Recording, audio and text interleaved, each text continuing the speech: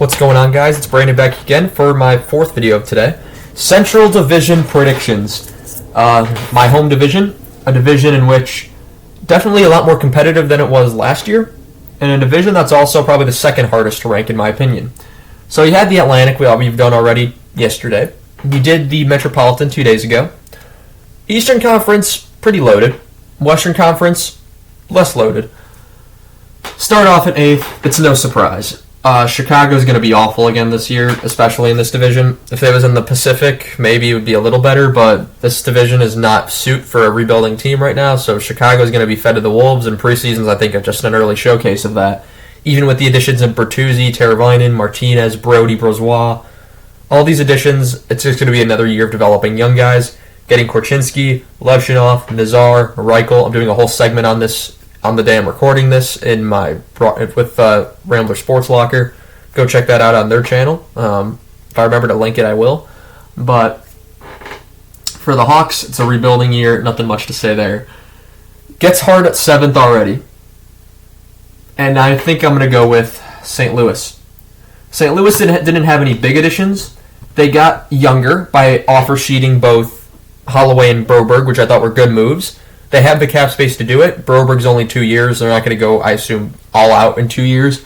So for St. Louis, while them and the Hawks are kind of at the bottom together, it's kind of just like, what the heck's going on in the world? But for the Blues, Robert Thomas and Jordan Carter are going to carry this team. Their defense has to improve. When Colton Parayko's still a pretty good defenseman, I think Nicoletti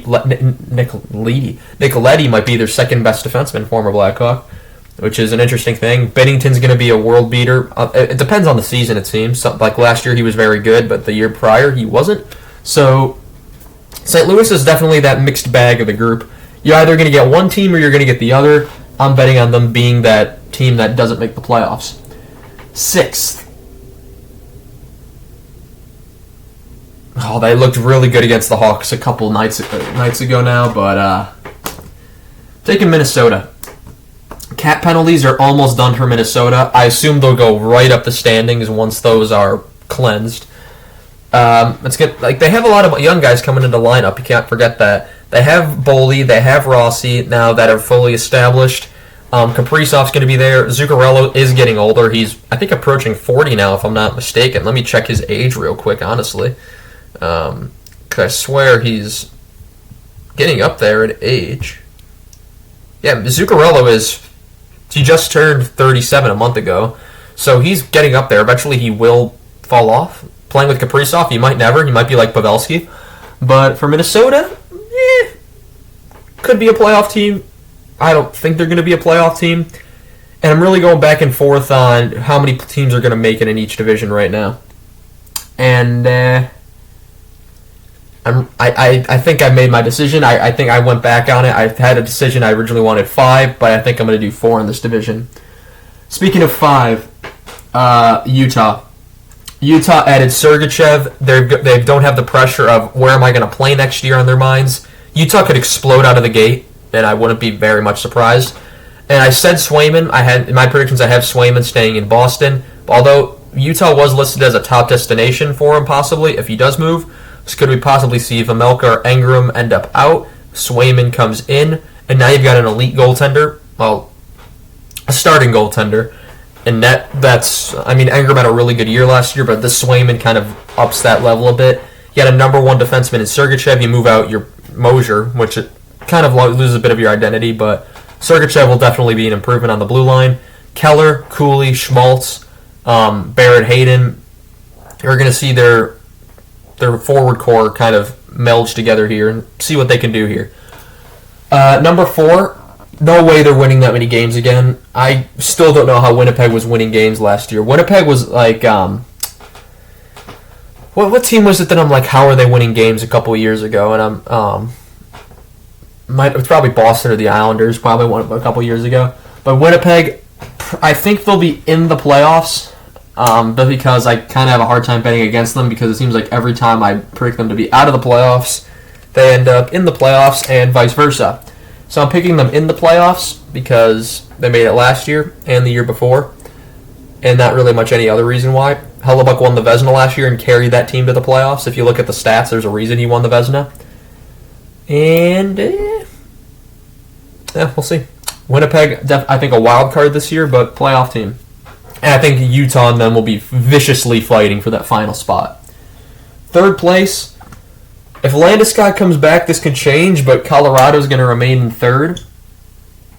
They didn't make huge additions. They brought back Drouin, which I thought was good because he played well for them. A lot of car doors outside. Don't really have much else to say on Colorado. They're a consistent, good team. Will they get back to where they were in 2022? Maybe, maybe not. But you got McKinnon, you got Rantanen, you got Makar. You got a very good defense. There's not much to worry about if you're in Colorado right now. Number 2 is where I'm going to put Nashville, and it's no surprise why. They added Stamkos, they added Marchessault, they added Shea, and they added Wedgwood in net, even though nothing was wrong with Lankinen. But so for Nashville, they were a team that made the playoffs last year without all of those guys. Add those guys, they're going to get a good few more points because Stamkos, leadership, elite captain. They lose out on McDonough, but they get Stamkos. That's worth it. And they also, Tyson Barrie, I'm pretty sure they lost him as well. I'm not sure which defenseman besides Shea they signed, if they did. Nashville's going to be good. Nashville, I think, had a pretty quick retool, to say the least, after saying they were going to, everyone was considering them going into a retool to rebuild. And number 1, Dallas. Do they have the heights they had last year in this division? It's probably going to be less guaranteed. So I'll give them the Y. I'll give my Z to the team I have winning the Pacific Division. Dallas pretty much brought back the entire team besides Pavelski. You get a little younger. Stan Coven's going to be in the lineup the entire year. And he looked really good in both the regular season and the playoff games he played last season. For Dallas, it's all in once again. This group has the perfect mix of youth and veteran presence. Losing Pavelski hurts, again, as I said, but there's so much depth here that it's going to be hard to bet against Dallas coming this. There's a reason they've been to the conference final and to the final recently. Final in 2020, missed the playoffs 2021, but that was a whole other thing. 2022, they were out in the first round after a really hard-fought series by Jake Ottinger and pretty much nothing else. Conference final 2023, conference final 2024, Stanley Cup final 2025. We'll see. I'm not doing playoff predictions before the season. But that concludes the Central Division predictions. I want to thank you all so much for watching this video. Central Division, I think the second hardest division to rank. So far, Metro would be the easiest, Atlantic the hardest. Put Central in the second, and I'll put Pacific in the third spot. So Pacific definitely the easier Western Division to predict. There's more certainty about where teams are going to finish. This division, you really know Chicago's last, and that's really about it.